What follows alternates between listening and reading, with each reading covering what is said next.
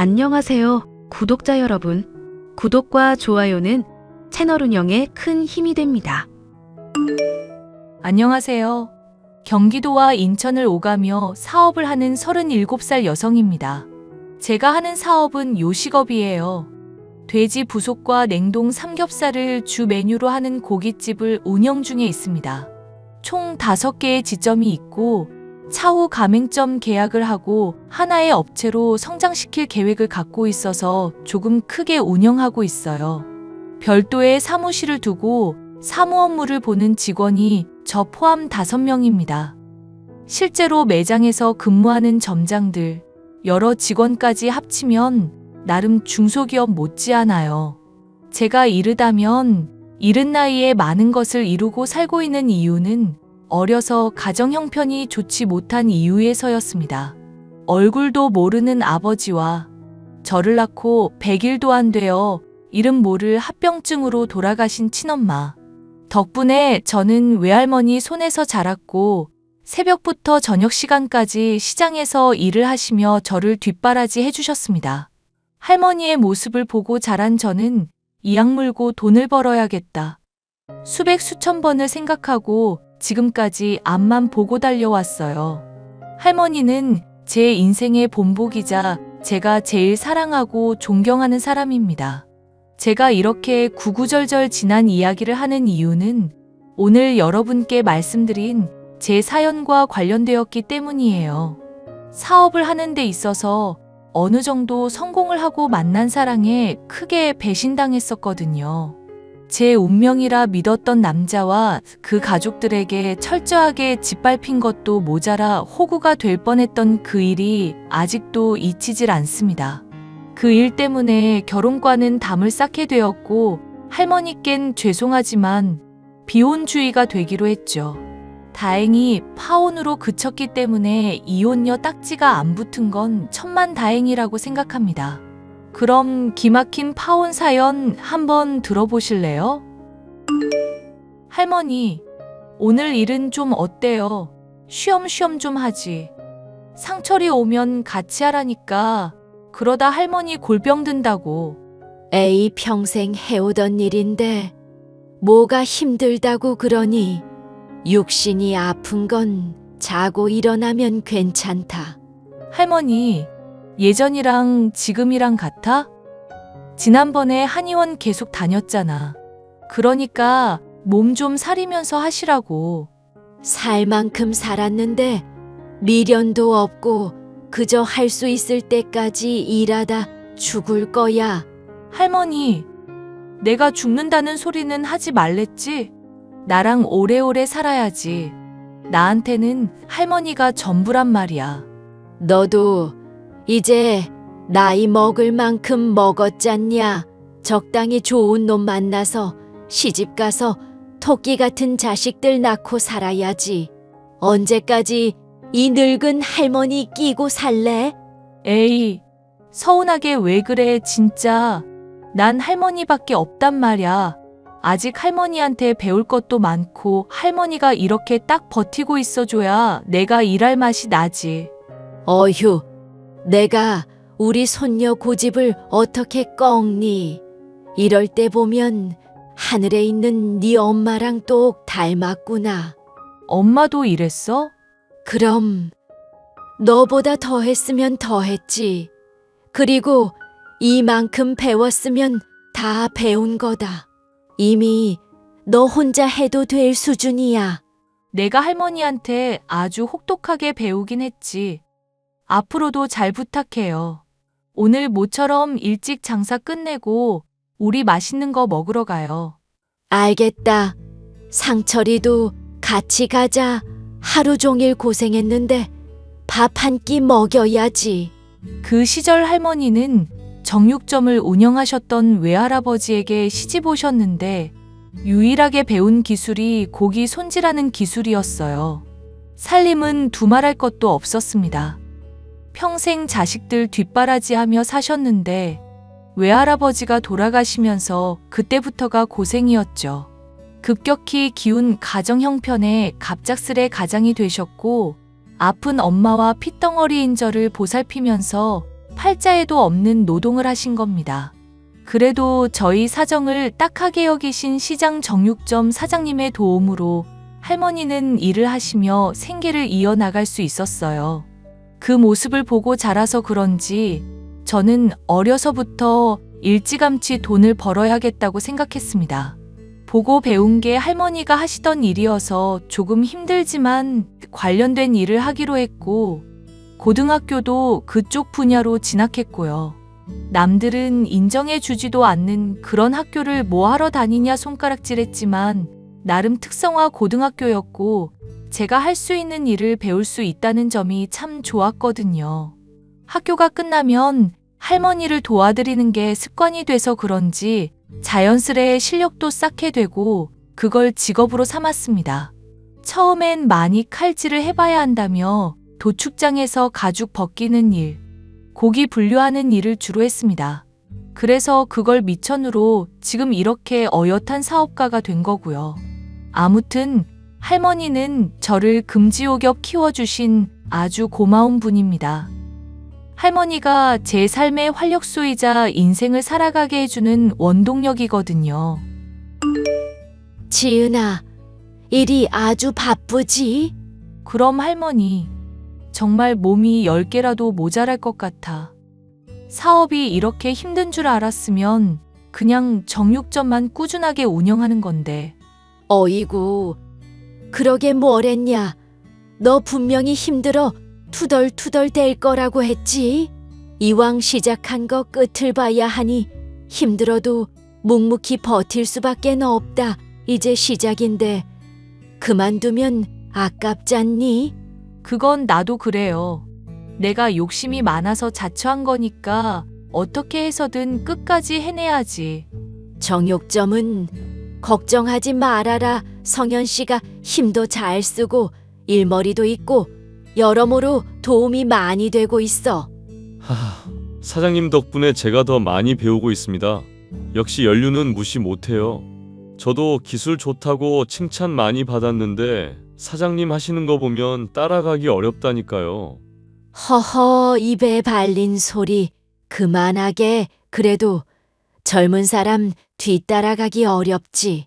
나도 많이 늙어서 힘이 딸려 예전 같지 않다 이거야. 내가 보기에도 그래. 성현 씨 말대로 할머니 기술은 최고거든. 아직도 동네 단골 손님들이 할머니가 손질한 고기만 찾잖아. 이참에 성현 씨 수제자 삼아. 어휴, 그러면 저야 감사하죠. 이렇게 배울 수 있어서 영광입니다, 스승님. 호호, 젊은 사람이 넉살 좋은 거 보게 내가 사람 하나는 잘 골랐네. 앞으로 잘 부탁함세. 저도 잘 부탁드려요. 제가 가게 개점해서 정신이 없거든요. 정육점에 많이 신경을 못 쓰니까 성현 씨가 우리 할머니도 좀 봐드리고 힘 좀 써줘요. 걱정하지 마세요. 열심히 하겠습니다. 10여 년의 세월이 흘렀고 30대 초반의 나이가 된 저는 정육점과 요식업 사업을 병행하게 되었습니다. 정육점은 시장에서 작게 운영하고 있었는데 동네 사람들은 다 알만한 그런 곳이었어요. 돈을 많이 벌고 싶다는 꿈을 가진 저는 정육점에서 손질하고 남은 뒷고기들과 돼지 부속을 이용해 고깃집을 개업했습니다. 워낙 일 욕심이 많았던 데다 정육점과 병행하며 할 수 있는 일이 무엇이 있을까 생각했는데 고민할 것도 없이 바로 고깃집이더라고요.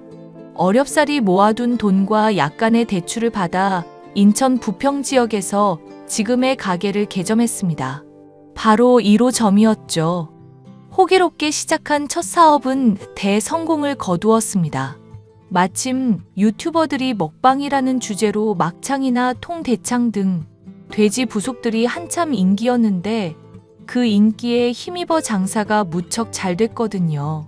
물론 개업 효과라고 해서 초반에는 지인 손님들도 제법 있었고 홍보업체를 통해 과감히 투자해서 그런지 맛집으로 소문나서 오픈한 지 반년도 안 된 시점에 월 매출 6천만 원 찍었습니다.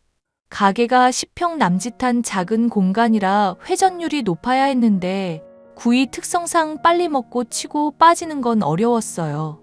대신에 저만의 방법으로 당시엔 조금 생소했던 배달 서비스를 시작해서 조금이라도 빠르고 간편하게 먹을 수 있게끔 했어요. 그랬더니 손님들의 입소문을 타고 여기저기 소문이 나게 되면서 명성을 얻기 시작했습니다. 자기야, 오늘은 정육점에 안 들릴 거지? 가게 일이 바빠서 여기 좀 도와주고 들어가야 할 것 같아. 아르바이트생이 갑자기 펑크 내는 바람에 급하게 나올 사람도 없고 해서 저녁 시간에만 도와주고 가게. 하루 종일 밖에 있었는데 괜찮겠어? 너무 무리하는 거 아니야? 내가 하던 일이고 버려놓은 일인데 마무리해야지. 그리고 차라리 내가 하는 게 속 편해. 그러니 너무 걱정하지 마. 그래도 조금이라도 피곤하거나 쉬어야겠다고 생각 들면 주저 말고 쉬는 거야. 알았지?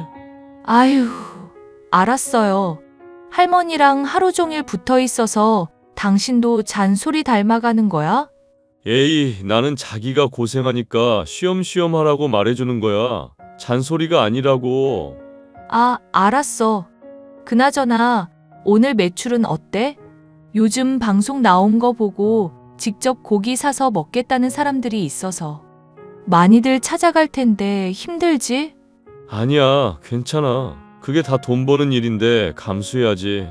손님들이 할머니 칼 쓰시는 솜씨 보고 한번 놀라고 할머니 성격상 조금 주는 건 용납 안 되어서 늘 용량 넘치도록 주시잖아. 그거 보고 두 번 놀라고. 할머니 성격상 양 조절이 안 되긴 하지. 아무튼 나 오늘 조금 늦으니까 가게 마무리하고 할머니 좀 부탁해. 알았어. 너무 걱정하지 말고 일 보고 와. 예비 신랑과는 새로 가게를 개점하면서 본격적으로 만나기 시작했습니다. 제가 정육점 일에 소홀해지니 새 직원이 필요했거든요. 할머니 혼자서도 충분히 하실 수 있었지만 나이도 드신 데다 힘에 부치셨는지 병원도 많이 다니시고 쉬기도 많이 쉬셨습니다.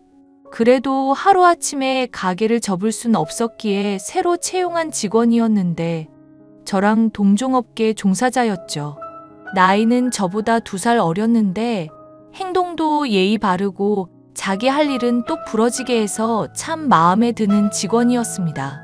무엇보다 할머니에게 친손주같이 다정다감하게 대해 주어서 그게 얼마나 고마웠는지 몰라요.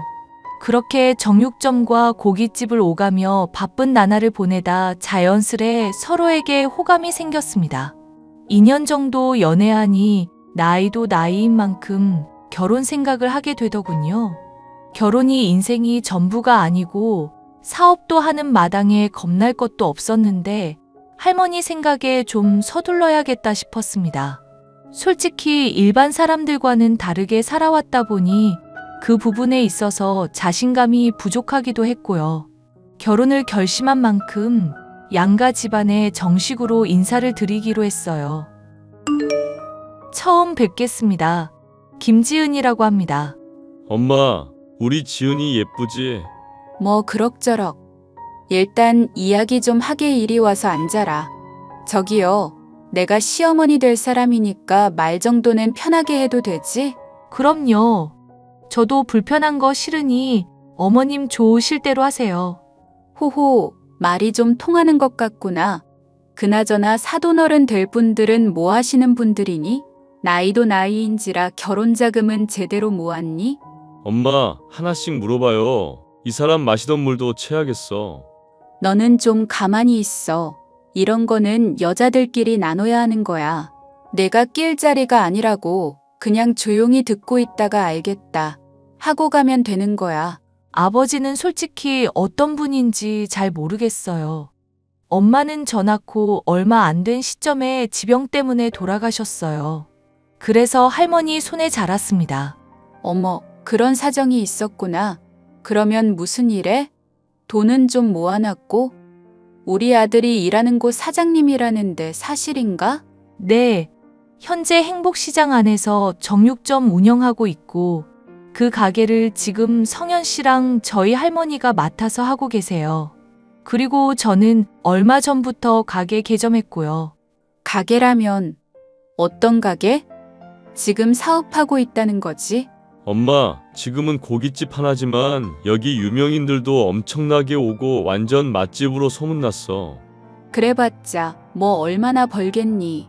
내가 결혼을 반대하는 건 아니지만 조실부모한 것도 좀 그렇고 사업 자금이야 이리저리 굴리면 그만인데 지금 빚내서 시작한 거면 생각을 좀 해봐야지.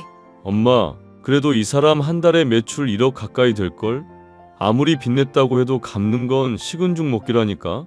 그래도 그렇지. 나이도 많고 참. 아무튼 돈이라도 많이 벌어서 다행이구나. 너도 정육점에서 일하다가 사업이라는 것 좀 해야지. 남자가 태어나서 사업 한 번쯤은 해야 하는 거야. 잘 되면 좋은 거고 아님 많은 거고. 흐흐, 그렇죠. 지금도 같이 일하고 있으니까 조금씩 늘려가면 될 거예요. 그때는 성현이한테 전적으로 맡겨라. 자고로 여자가 돈줄 쥐고 있으면 집안이 망해. 남편 내조해주고 시댁 식구들 잘 챙기는 게 도리야. 그러니까 사업 잘 일궈서 성현이 줘라. 아, 네, 하하.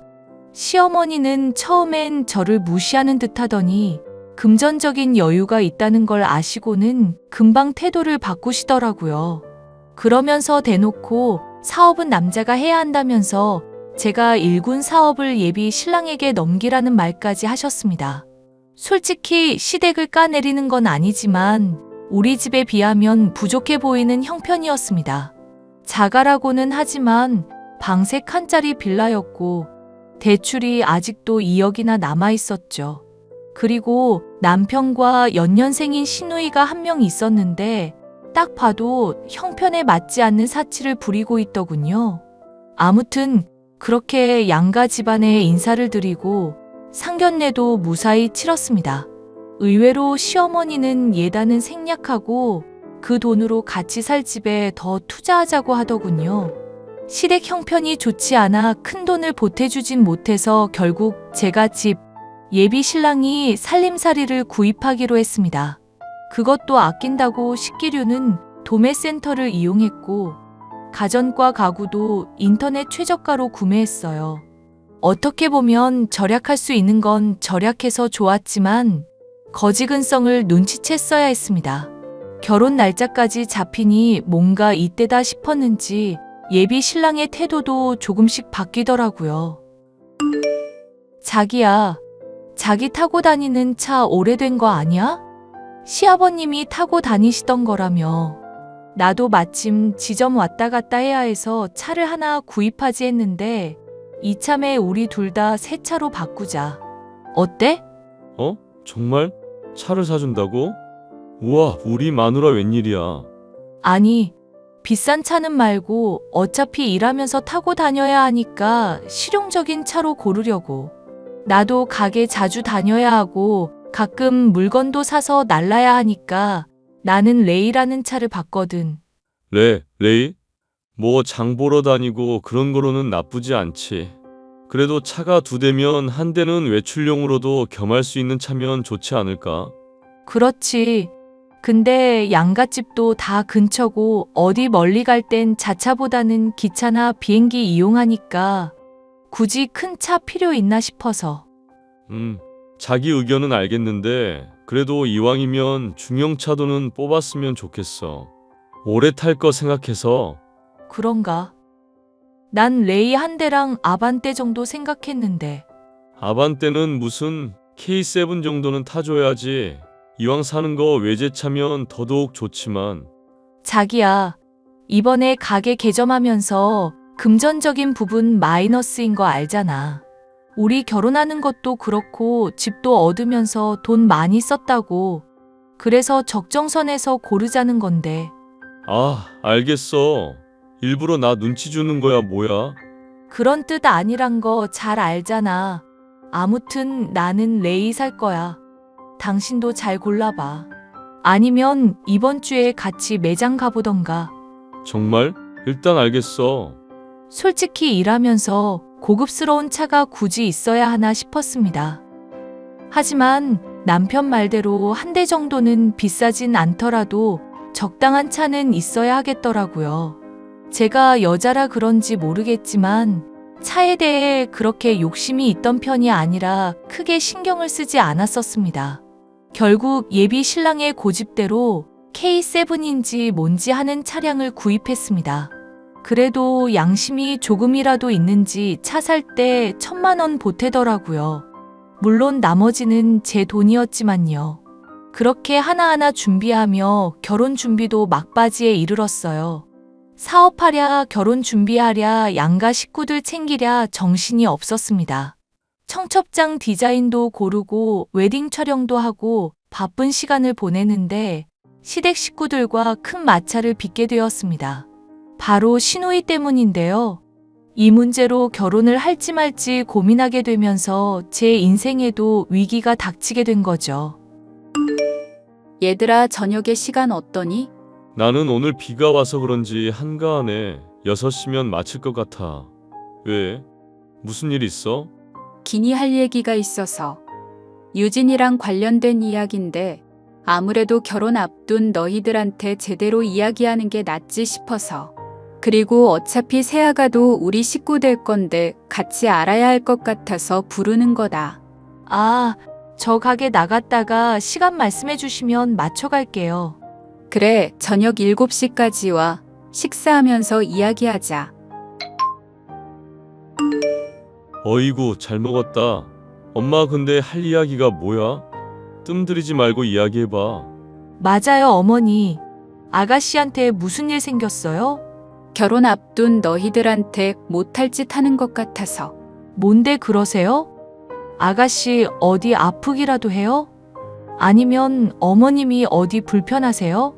그런 게 아니라 내 시누이가 결혼을 하고 싶다는구나. 얼마 전부터 만나던 남자친구랑 결혼을 하고 싶다느니 생떼를 부리지 뭐니. 가뜩이나 없는 형편에 너희들 결혼식 준비하느라 바쁜데 이왕 하는 거 자기도 시켜달라면서 성화야. 저희 결혼하고 나서 하면 되잖아요. 차근차근 준비해서 진행하면 되는데 문제될 건 없다고 보는데요. 서방님 되실 분이 문제가 있어요? 아니, 그런 것도 아니다. 내가 너 조무사로 일하는 거 알지? 그 병원에 일하는 의사인가 보더라고. 너무 과분한 상대라서. 이야, 유진이 걔는 어디서 그런 거물을 물어왔대? 자기야, 사람 보고 거물이 뭐야. 아가씨가 좋은 남자 만난다는데 축하해주진 못할 망정. 아무튼 그 사람이랑 꼭 결혼해야겠다더구나. 근데 알다시피 너희가 곧 결혼을 앞두고 있고 그쪽 집안에서도 남자가 나이가 있으니 좀 서두르는 모양이고. 그럼 준비하는 게 어떨까요? 제가 도울 수 있는 건 도울게요. 정말이야? 이야, 우리 집사람 대단한데? 엄마, 걱정하지 마. 우리끼리 잘 이야기해 볼게. 부담 주려고 하는 이야기는 아니니 나도 양심이란 게 있다. 에이, 엄마 부자 며느리 뒀는데 그런 게 무슨 걱정이야. 아무튼 우리도 이야기해보고 이리저리 알아볼게. 그 사람이 얼마나 대단한진 모르겠는데 하고 싶다면 결혼시켜줘야지. 시누이가 병원에서 일하던 의사와 눈이 맞아 결혼을 하고 싶어 했습니다. 하지만 의사 아들을 둔 집안이니 얼마나 요구하는 게 많겠어요? 아시다시피 시댁 상황이 별로 좋지 않은 상황이라 무리한 예단이나 혼수를 해갈 능력이 안 됐던 겁니다. 시누이는 대출받아서라도 결혼해야겠다는 입장이었지만 말이 쉽지 요즘 대출도 쉽지 않거든요. 근데 시어머니를 만나고 난 뒤 이상하다 싶을 정도로 예비 신랑과 시어머니가 제 눈치를 보더라고요. 저는 나름대로 대출받을 수 있는 방법도 알아보고 제가 결혼 자금으로 얼마나 대줄 수 있는지 금전적인 부분도 확인했어요. 그렇게 며칠의 시간이 흐르고 지인들에게 청첩장도 돌리고 바쁜 나날을 보냈습니다. 결혼식이 한 달 조금 넘게 남은 시점이라 정말 막바지였어요. 어느 날 예비 신랑이 저에게 시누이 이야기를 하는데 결국 크게 다투고 말았습니다. 시어머니까지 끼어든 바람에 더 큰 싸움이 돼버렸죠. 오늘도 고생 많았어. 나 할 말 있는데 잠시 앉아봐. 무슨 이야기인데 이렇게 무게를 잡아? 무슨 일이라도 있는 거야? 자기야, 내 여동생이 혼전 임신을 했다지 뭐야? 뭐? 아가씨가 임신을 했다고? 축하할 일이네. 왜 이제야 이야기했대? 나도 모르지. 혼전 임신이라 숨기고 싶었는데 그 남자 집안에서 아이도 생긴 마당에 결혼도는 못 늦춘다고 했나 봐. 그래서 어제 집에 와서 말하더라고. 잘 됐네. 근데 당장 뭔가 할 수 없으니까 애 낳고 결혼식 올려야 되는 거 아니야? 배 나오기 전에 결혼한다고 난리도 아니야. 모아둔 돈도 적고 본가에 들어가서 산다는 이야기도 있는데 요즘 세상에 누가 시집살이를 해. 그건 그렇지. 그럼 집도 구하고 다 해야겠네. 서방님 되실 분 능력 좋으니까 금방 잘 해결되지 않을까? 글쎄, 그게 우리 집 사정이 자기들보다 좋지 않다는 건 알거든. 그래서 웬만하면 병원 개원해줬으면 하는데 그건 불가하다는 걸 아니까 신혼집을 해오라 했나 봐. 대신 혼수나 예단은 없는 걸로 하고 필요한 게 있으면 자신들이 다 채워준다고. 내가 자세히는 모르지만 어머님 사정이 그렇게 안 좋으셔? 그래도 전세 대출 받거나 모아둔 돈 합치고 하면 어느 정도 구할 수 있는 거 아니야? 엄마가 지금 살고 있는 집에서 나가고 원룸 구해서 살까도 생각했는데 누가 빌라에서 사냐며 뭐라 했나 봐. 의사인데 적어도 아파트에서 신혼살림 시작하라고. 그래야 여러모로 직장도 가깝고 편하다고. 그거 참 까다롭네. 어머니도 아가씨도 고민이 많겠다. 그래서 말인데 걔네가 우리보다 급하니까 우리 식장 예약한 거랑 신혼집 양보해주자. 뭐라고? 그게 무슨 말이야? 청첩장도 다 돌린 마당에 식장이며 신혼집을 다 양보해 주자고? 그대로 넘겨주자는 말이야? 응, 그쪽 집안도 되게 고마워할 거야. 의사 집안이니 금전적인 여유가 상당하니까 나중에 그만큼 돌려주겠대. 아니, 돌려줄지 말지 그건 중요한 게 아니고 우리 당장 결혼식이 코앞인데 왜 우리 신혼집을 넘겨주냐고. 당신 서운한 거 알아. 근데 뭐 어쩌겠어. 아이까지 생긴 마당에 우리보다 급한 건 맞잖아. 제대로 된 집도 없이 애 낳을 수는 없는 노릇이고. 그럼 우리는 뭐 길거리에서 신혼살림 시작해? 그렇게 부정적으로만 생각하지 마. 우리는 돈을 충분히 벌고 있는 입장이고 솔직히 자기가 여유가 있잖아. 그럼 오피스텔이라도 얻어서 살면 되고. 말이 되는 소리를 해. 내가 그대로 넘겨주면 그쪽에서 그대로 다시 돌려준다 했다고? 그럴 정도로 여유자금 있으면 당장 살 집부터 구해주는 게 맞는 거 아니야? 의사 아들 둔 대단한 집안이라며 그럼 돈 많겠네. 아니, 말이 안 통하네 진짜. 당장 현실만 생각하지 말고 미래를 내다보라고. 미래고 나발이고 와 큰일 날 뻔했네. 피 빨아먹는 기생충 새끼랑 결혼할 뻔. 뭐? 기생충? 당신 지금 말 다 했어? 기생충이지 뭐야? 차도 내가 사줘, 사업도 내가 하는 거에 숟가락 얹어. 결혼 비용 보탤 돈 없고 모아둔 돈도 없어서 내가 신혼집 마련해.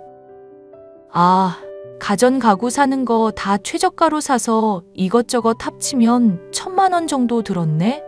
지금 생각해보니 순날강도구만. 뭐? 날강도?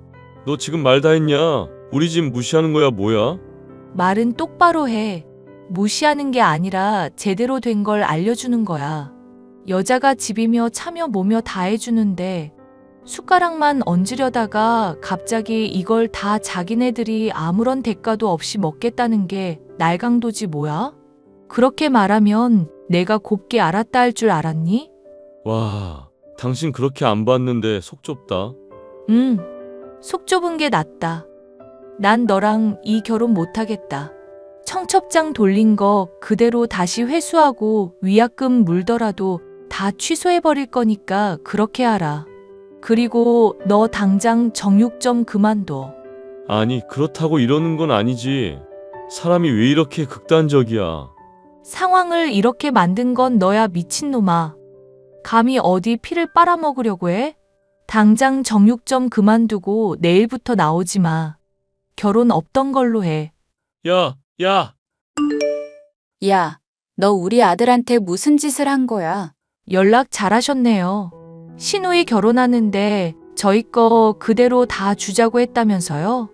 이 사람이 혼자 그런 생각할 리 없고 어머님이 옆에서 그렇게 하라고 꼬드기셨죠? 뭐? 꼬드겨? 그래, 내가 그렇게 하라고 시켰다. 너희야 나랑 같이 살던 어쩌던 누워 잘 곳이라도 있잖니?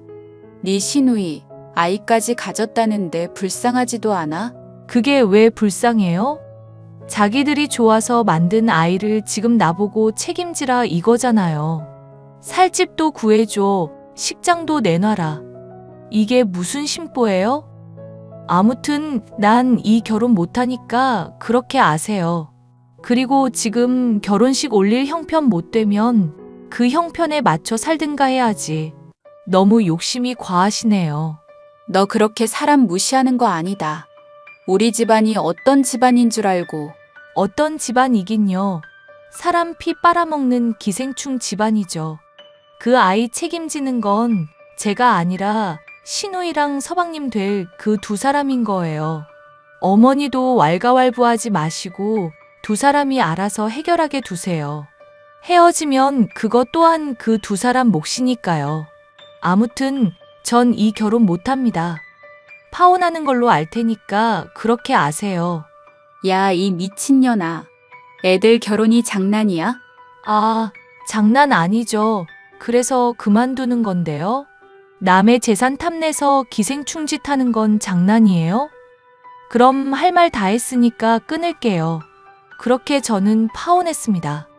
되게 어이없지 않나요? 여러분께 글로 표현해서 저 정도지 정말 어찌나 당당하게 다 달라고 말을 하던지 기가 찼습니다.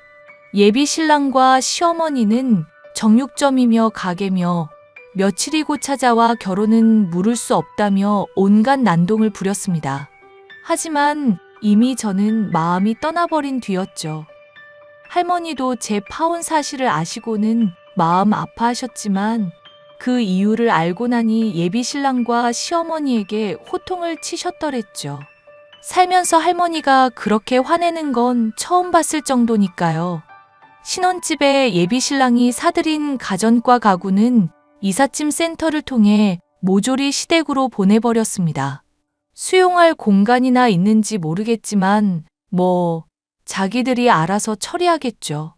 저는 파혼을 했기 때문에 더 이상 신혼집에 살 이유가 없어졌어요. 그대로 모든 짐을 빼서 할머니 집으로 들어갔습니다. 그렇게 모든 일이 마무리되고 저는 지금까지 사업을 하며 바쁜 나날을 보내고 있어요. 저와 파혼한 뒤 예비 신랑은 서울로 건너가 마장동에서 정육점 직원으로 일을 시작했다네요. 근데 충격적인 건 시누이가 임신한 그 아이가 다른 남자의 아이였다는 사실을 알게 되었습니다. 당연히 파혼을 했고 지금 시댁에서 지내고 있다는데 제가 신경 쓸 건 아니죠. 가는 말이 고와야 오는 말도 곱고 내가 행한 선한 영향력은 언젠가 되돌아온다는 말이 있어요. 그만큼 평소 행실을 올바르게 하면서 살아야 한다는 이야기입니다. 남의 것을 과도하게 탐내다 보면 큰 화를 불러온다는데 세상 사는 이치를 몰라도 너무 몰랐던 예비 신랑은 결국 큰 코 다친 거죠. 저는 지금까지 사업을 해오면서 결혼에 대한 별다른 생각이 없답니다. 파혼을 경험하면서 결혼 생각이 없어졌기도 했고 저 혼자 잘 벌어서 할머니랑 여행도 다니고 여유롭게 살려고요. 그게 오히려 더 추억에 남고 제 인생에서 더 가치 있는 일이지 않을까 싶네요. 제 사연은 여기까지고요. 지금까지 제 구구절절한 사연 들어주셔서 감사드립니다.